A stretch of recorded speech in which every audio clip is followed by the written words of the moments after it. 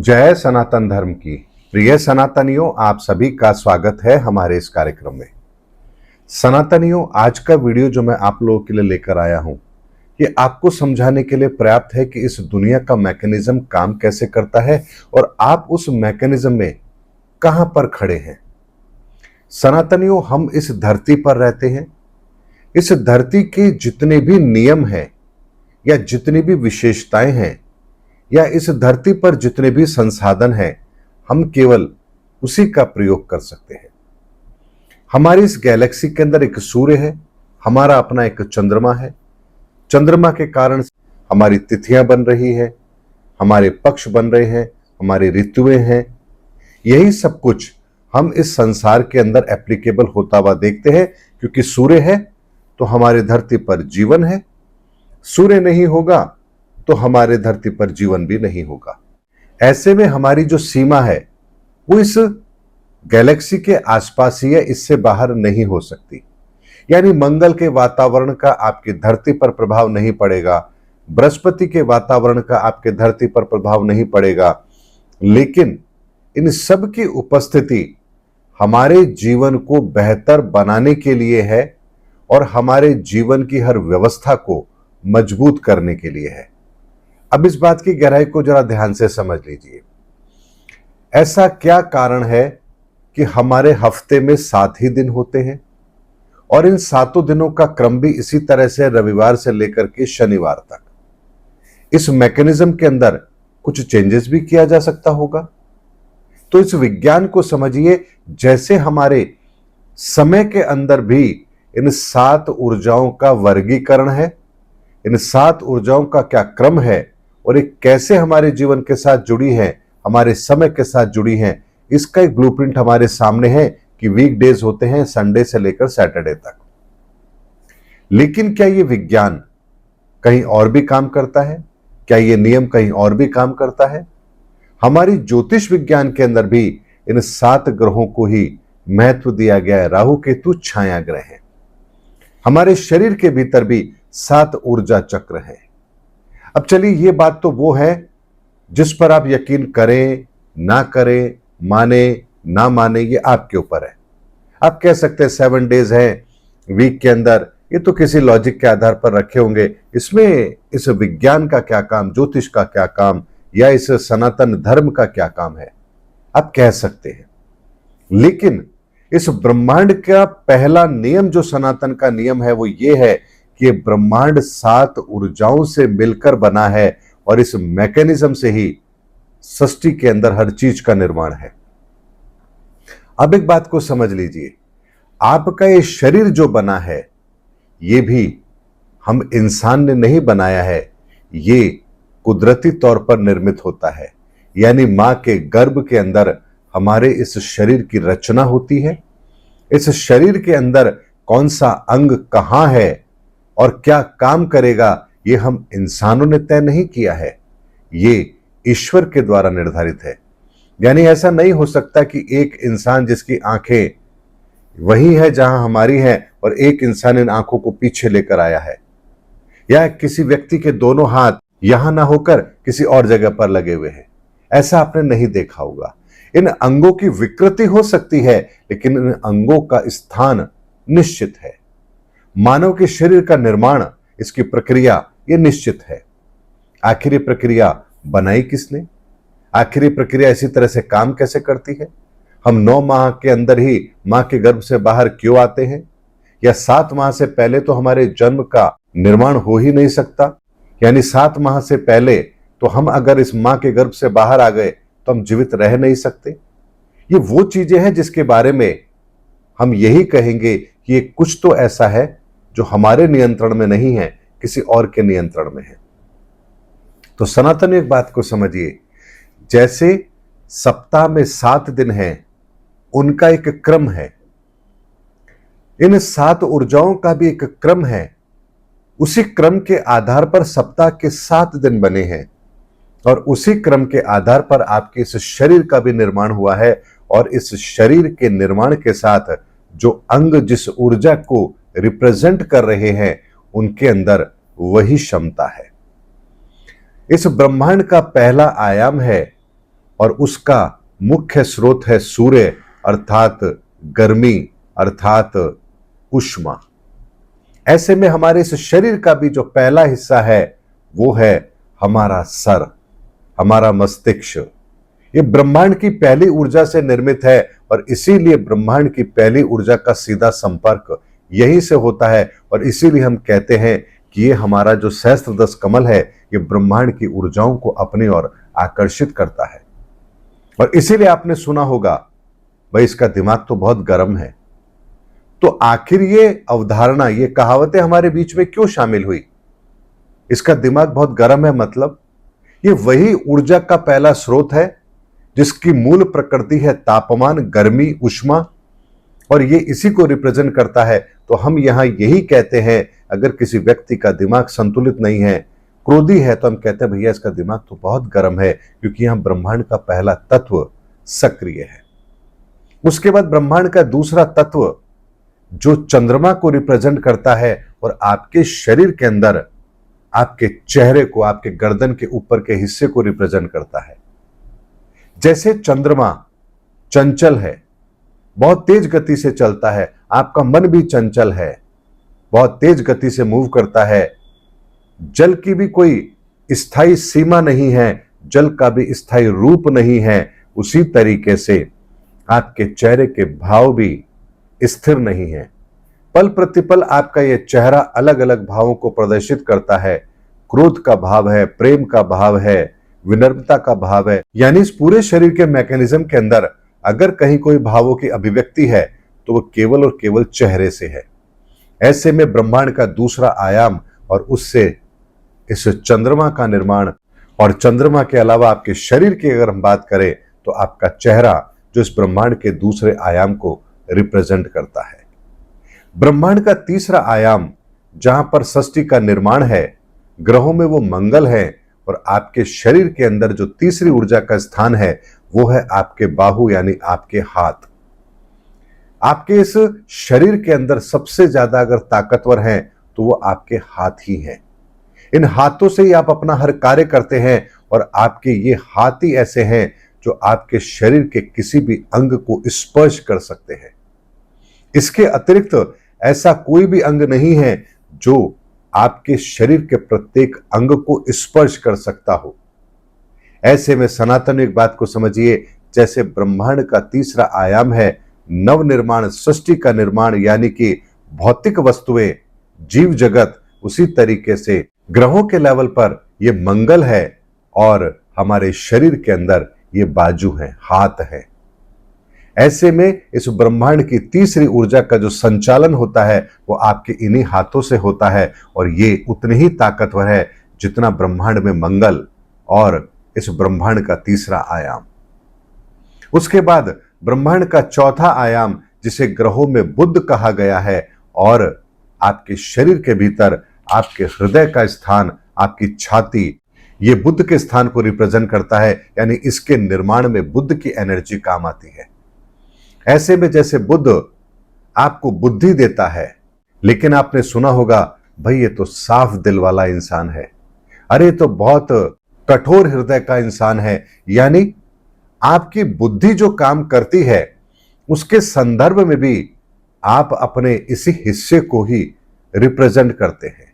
आपके शरीर के अंदर भी चौथी ऊर्जा से जो निर्माण हुआ है वो आपके इसी हिस्से का हुआ है और यही आपके फेफड़े भी हैं जो हवा को फिल्टर करके आपको ऑक्सीजन को देने का काम करते हैं। यानी इसके बिना जीवन संभव नहीं है और बुद्धिहीन व्यक्ति, उसके बारे में भी आप यही कहेंगे कि बुद्धिहीन व्यक्ति किसी काम का नहीं है। जैसे बुद्ध तत्व बुद्धि को रिप्रेजेंट करता है और बुद्धि, हम कहते हैं कि बुद्धि हमारे यहां है, बुद्धि यहां नहीं, ये तो प्रोसेसर है जो आपके विचारों को प्रोसेस करता है।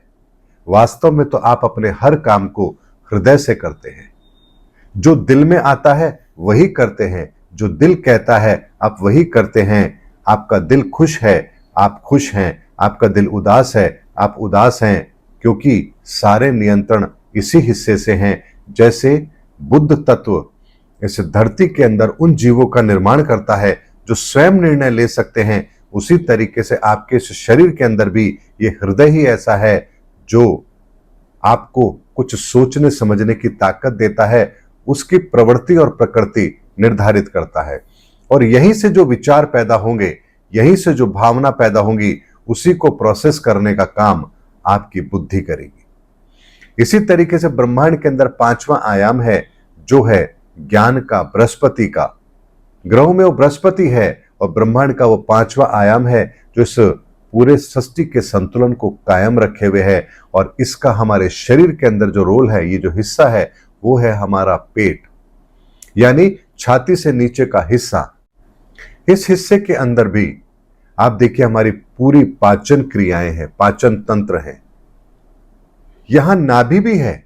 ये नाभि आपके पूरे शरीर को बैलेंस करने का काम करती है, कि आपके शरीर का सेंटर पॉइंट है। और इसी तरह से ब्रह्मांड के अंदर पांचवा आयाम भी इन ऊर्जाओं का सेंटर पॉइंट है। जैसे बृहस्पति ज्ञान का प्रतीक है, वैसे ही आपके शरीर के इस मैकेनिज्म के अंदर आपके पूरे शरीर को बेहतर व्यवस्था देने का काम अगर कोई करता है तो आपका पेट ही करता है। क्योंकि अगर पेट सही है तो आप निरोगी हैं, आपके शरीर के प्रत्येक अंग को वो ऊर्जा मिल रही है जिसकी उन्हें आवश्यकता है। यानी आप कुछ भी खाएंगे, चाहे दवा लें या भोजन करें, जाएगा इसी पेट के अंदर और इसी पेट में जाकर के वो प्रोसेस होगा और उसी प्रोसेस के द्वारा आपके शरीर को ऊर्जा मिलेगी। यानी सबसे महत्वपूर्ण कार्य इसी का है। और जैसे ग्रहों के अंदर बृहस्पति है, आपका ज्ञान है आपके ऊर्जाओं के लेवल पर, ठीक इसी तरह से आपके शरीर के अंदर ये पेट आपका पंच तत्व के अंदर पांचवें तत्व को रिप्रेजेंट करता है, पांचवें आयाम को रिप्रेजेंट करता है। छठा हमारा तत्व है वो शुक्र का है। इस ब्रह्मांड का छठा आयाम जिसमें जो ऊर्जा काम करती है, उसको ग्रहों में हम शुक्र के आधार पर पहचानते हैं। और आपके शरीर के अंदर भी आपके कमर से नीचे का हिस्सा, जहां आपके जननांग हैं, यह हिस्सा शुक्र को रिप्रेजेंट करता है। जैसे शुक्र यानी आपके जीवन के अंदर जिन संसाधनों की आपको आवश्यकता है उसको देने का काम शुक्र तत्व का है, ठीक उसी तरीके से आपके शरीर के कमर के नीचे का जो हिस्सा है, ये भी अगर आप कोई नव सृजन करना चाहते हैं, मनुष्य की उत्पत्ति होगी, तो उसमें भी यही अंग काम आएगा। और अगर आपके शरीर में कुछ अपशिष्ट रह गया है तो उसको आपके शरीर से बाहर निकालने का कार्य भी यही करेगा। इसीलिए इस शरीर के इस हिस्से को इस ब्रह्मांड की ऊर्जाओं के छठे आयाम से देखा जाता है। सनातनी, जैसे आपका इस शरीर है, वैसे ही आपकी ऑरा के अंदर भी विभाजन है, जिसे आप अपने सप्त ऊर्जा के द्वारा जानते हैं, 7 ऊर्जा चक्रों के द्वारा जानते हैं। उसके बाद आता है ब्रह्मांड का 7वां आयाम, अर्थात शनि का तत्व। और इस 7वें आयाम का काम है एक संतुलन को कायम करना, निस्वार्थ भाव से ऐसी प्रक्रिया को जन्म देना जो सभी के लिए हितकर हो। और इसीलिए आपके कमर के नीचे का हिस्सा जो आपका शुक्र का स्थान है, उसके बाद में आपकी टांग आती है, पांव आते हैं। और ये आपके शरीर के अंदर 7वीं ऊर्जा के द्वारा, 7वें आयाम की ऊर्जा को, आपका ये शरीर उसी 7वीं ऊर्जा से निर्मित हुआ है। ऐसे में आपके पांव आपके पूरे शरीर का वजन उठाते हैं, आपको एक स्थान से दूसरे स्थान पर ले जाने का काम करते हैं। सारी मेहनत इनकी होती है, लेकिन बदले में इन्होंने आपसे कभी कुछ चाहा नहीं है। आप ज्यादा चल लिए, थक गए, पांव थकते हैं, लेकिन आपके शरीर को तो आराम मिलता है। आपका शरीर एक स्थान से दूसरे स्थान पर जा रहा है और ये 7वां तत्व शनि का है। इसीलिए वही प्रक्रिया आपके शरीर के साथ है कि उस अंग का निर्माण जो सिर्फ देने का काम करता है, लेने का नहीं करता। और इसीलिए हमारी कहावतों के अंदर कहा जाता है, अरे अपने पांव पर खड़ा हो जा। यानी व्यक्ति अपने जीवन के अंदर अपनी जरूरतों को अगर बैलेंस कर पाएगा, अपने जीवन को बेहतर अगर वो चला पा रहा है, तो हम कहते हैं व्यक्ति अपने पांव पर खड़ा है। यानी हमारी जिंदगी के मैकेनिज्म को भी हम पांव से जोड़कर देखते हैं। यानी व्यक्ति अगर समर्थ है तो हम कहते हैं अपने पांव पर खड़ा है, जैसे आपका शरीर इन पांव पर खड़ा है। सनातनियों, एक एक ऊर्जा से शरीर के एक एक अंग का निर्माण होता है। और इसीलिए जिस ऊर्जा को आप दूषित करेंगे, आपके शरीर के भीतर उसी ऊर्जा की कमी के कारण से आपके शरीर के उसी अंग के अंदर रोग पैदा होगा। अगर आप आत्म तत्व को खराब कर रहे हैं, पहली ऊर्जा को खराब कर रहे हैं, तो आपकी बुद्धि भ्रष्ट होगी, आपका दिमाग सही दिशा में नहीं चलेगा। आप अगर चंद्र तत्व को खराब कर रहे हैं, तो आपके चेहरे की सुंदरता गायब हो जाएगी, आपके चेहरे के भाव और आपका चेहरा, एक कुख्यात डाकू का आप जब चेहरा देखते हैं, एक संत का चेहरा देखते हैं, आंख नाक मुंह सब वही है, लेकिन दोनों की ऑरा के अंदर, उसके चेहरे की आभा मंडल के अंदर आपको बहुत बड़ा फर्क नजर आएगा। तो ये आपके मन तत्व को दिखाता है कि आपका मन तत्व किस तरीके से काम कर रहा है। अगर आपका मंगल तत्व दूषित है, तो आपकी शारीरिक दक्षता कम हो जाएगी, आपके बाहुओं में, आपके बाजू में वो ताकत नहीं होगी कि आप कुछ कर पाए, यानी कि शारीरिक दुर्बलता अवश्य आएगी। अगर चौथा तत्व खराब है, तो फेफड़ों से संबंधित परेशानी आएगी, मन विकृत होगा, आपका काम करने में मन नहीं रहेगा, इधर उधर की बातों में आपका दिमाग रहेगा, क्योंकि आपने चौथे तत्व को विकृत कर दिया है। आप मन से, हृदय से दुखी रहेंगे, ये चौथे तत्व की विकृति है। पांचवें तत्व को अगर आप विकृत कर रहे हैं, तो आपकी पाचन क्रिया, आपका लीवर ये ढंग से काम नहीं करेगा, और जिसके कारण से आप कुछ खाने पीने की स्थिति में नहीं है। आपने देखा होगा जिनका लीवर खराब होता है, वो बहुत ही सादा भोजन करते हैं, क्योंकि लीवर की तकलीफ के कारण से वो कुछ ज्यादा खा नहीं सकते, मिर्च मसाले नहीं खा सकते, मीठा नहीं खा सकते। तो आपका जो पंच तत्व में आपकी पांचवी ऊर्जा जो खराब हो रही है, उसके कारण से आपको उसी से संबंधित, उस भाग से संबंधित रोग मिलेंगे। छठे में होता है शुक्र तत्व, अर्थात शुक्र तत्व खराब होने पर आपके जननांग, आपके प्रजनन की जो क्रियाएं हैं वो प्रभावित होंगी। आपकी महिलाओं की अगर मैं बात करूं, तो वहां गर्भधारण में समस्या आएगी, और अगर पुरुष हैं तो आपके शुक्राणु वीक होंगे, और यही प्रक्रिया आपके शरीर में काम करती है। तो आपने जिस तत्व को विकृत किया है, आपके शरीर में वही रोग भी पैदा होगा। अगर सातवां तत्व आप खराब कर रहे हैं, शनि की ऊर्जा को दूषित कर रहे हैं, तो आपके पांव में रोग होंगे, पांव से चलने की क्षमता प्रभावित होगी, और व्यक्ति अपने पांव पर नहीं खड़ा है, मतलब उसके जीवन के अंदर हर जगह समस्या का आना, जिससे उसका पूरा जीवन ही प्रभावित हो, ऐसी परिस्थितियों का निर्माण आपके जीवन में अवश्य होता है। इसीलिए सनातनियों, ऊर्जा के लेवल पर बहुत कुछ ऐसा होता है जिसे हम समझ ही नहीं पा रहे हैं। इसीलिए मुझे बड़ा दुख होता है जब कोई कहता है, अरे एस्ट्रोलॉजी ये तो सब फ्रॉड है, अरे तो सब बेकार की बात है। आप जो कह रहे हैं वो अज्ञानता के कारण से कह रहे हैं। क्यों कह रहे हैं? क्योंकि जो ज्योतिष का रूप आप लोगों के सामने रखा गया है वही विकृत है, तो आप सही निर्णय लेंगे कैसे? आप कहीं जाते हैं तो पूजा पाठ के नाम पर, कालसर्प दोष के नाम पर, मंगल दोष के नाम पर पूजा कराई जाती है, और आपके साथ ऐसे बहुत सारे ऐसे कड़वे अनुभव होते हैं जहां आपका ज्योतिष पर से विश्वास उठता है। लेकिन सनातन एक बात को समझिए, अगर कोई व्यक्ति गलती कर रहा है, उससे वो विधा गलत नहीं होती है। अगर कोई व्यक्ति चाकू का गलत प्रयोग कर रहा है, किसी का कत्ल कर रहा है, तो उससे चाकू दोषी है या वो व्यक्ति दोषी है? इसी तरीके से किसी विधा को गलत कहना यह अनुचित है, लेकिन उस विधा का जो प्रयोग कर रहे हैं वो गलत हो सकते हैं, और ये हर जगह पर है। राजनीति गलत नहीं है, लेकिन नेता गलत हो सकते हैं। चिकित्सा विज्ञान गलत नहीं है, लेकिन डॉक्टर गलत हो सकता है। अध्यात्म गलत नहीं है, लेकिन कोई व्यक्ति, आध्यात्मिक पुरुष गलत हो सकता है। इसी तरीके से कोई ज्योतिषी गलत हो सकता है, लेकिन ज्योतिष विधा गलत नहीं हो सकती। सनातनियों, यही प्रक्रिया हर जगह पर काम करती है। इन्हीं सातों ऊर्जाओं का संसार हर जगह काम करता है। हमारी सामाजिक व्यवस्था में भी यही सातों चीजें काम करती हैं। इसीलिए जहां भी कोई निर्माण है, वहां इन सातों ऊर्जाओं का स्थान अवश्य होगा। इसीलिए आपके वचनों के अंदर, आपके कर्म के अंदर, आपके संस्कारों के अंदर, आपके जीवन के अंदर, इस प्रकृति के अंदर, इस वनस्पति के अंदर, इस ब्रह्मांड के अंदर, जहां भी आप देखेंगे आपको इन्हीं सातों ऊर्जाओं का कॉम्बिनेशन नजर आएगा। और इसीलिए कहा जाता है सनातन, यानी सात ऊर्जाओं से निर्मित ये संसार, हमारा ये तन, ये प्रकृति, हर चीज जो सात से निर्मित है, यही सनातन है। और इसको जान लेना ही सनातन ज्ञान है, और इसको अपने जीवन में धारण कर लेना ही यही सनातन धर्म है।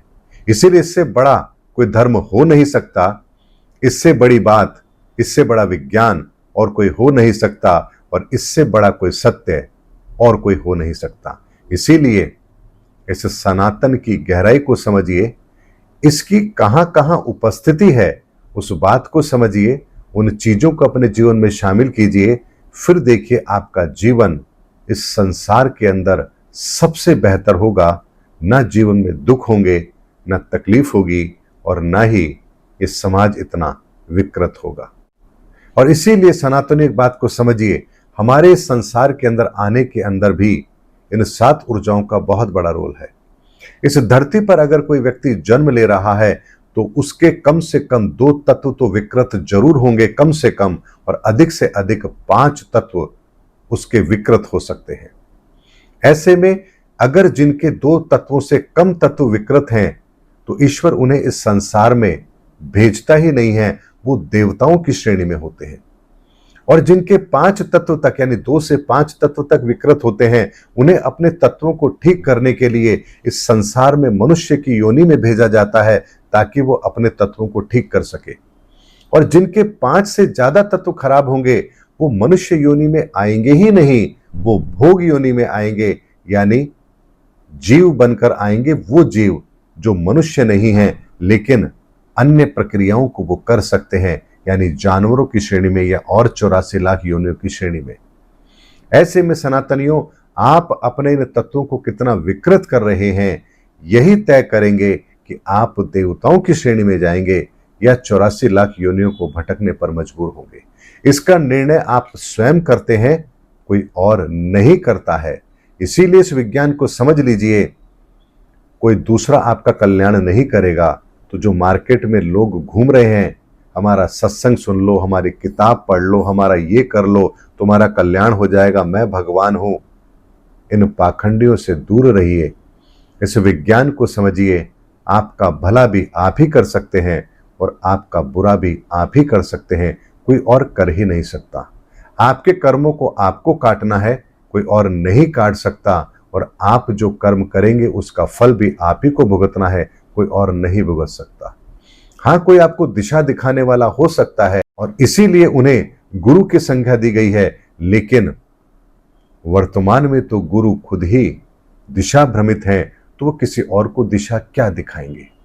ऐसे में सनातनियों, मंत्र जाप कर लेना या ये कर लेना या वो कर लेना, ये त्राटक कर लेना या संध्या ये कर लेना, इन क्रियाओं से कभी भी कर्म नहीं सुधरते हैं। आपको कर्म अपने व्यवहार से सुधारने पड़ेंगे। उसके लिए आपको ज्योतिष ज्ञान के द्वारा यह समझना पड़ेगा कि आपको कौन सा तत्व आपने जो खराब किया है उसको आप कैसे ठीक कर सकते हैं, और वहां आप अपने व्यवहार के अंदर उन चीजों को शामिल करके ही अपने इन तत्वों को ठीक कर सकते हैं और अपनी गति को पवित्र कर सकते हैं। इसके अतिरिक्त ना कोई दूसरा रास्ता है और ना कोई दूसरा रास्ता होगा। उम्मीद करता हूं सनातनियों, मेरा वीडियो आपको जरूर समझ में आया होगा। अगले वीडियो में आपसे फिर भेंट होगी, तब तक हमारे चैनल पर बने रहिए। जय सनातन धर्म की, जय धर्म युग की, जय सनातन विश्व।